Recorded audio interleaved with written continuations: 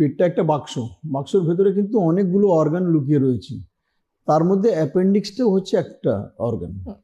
আজকে ধরুন আমরা খাদ্যনালী যেটা রয়েছে, আমরা মুখ দিয়ে খাচ্ছি আর আলটিমেটলি সেইগুলো ডাইজেস্ট হয়ে আলটিমেটলি যেটুকু ওয়েস্ট প্রোডাক্ট থাকছে সেগুলো পায়খানা রাস্তা দিয়ে বেরিয়ে আসে। So it's a tube. এই টিউবের মধ্যেই একটা আউট পাউচিং রয়েছে, সেটা হচ্ছে অ্যাপেন্ডিক্স। অ্যাপেন্ডিক্স একটা বাইরে থেকে একটা টিউবের মতন বাইরে থেকে এক্সট্রা টিউব তার সঙ্গে ঝুলছে, যেটা স্মল ইন্টেস্টিন অ্যান্ড লার্জ ইন্টেস্টিনের জাংশন পয়েন্টে।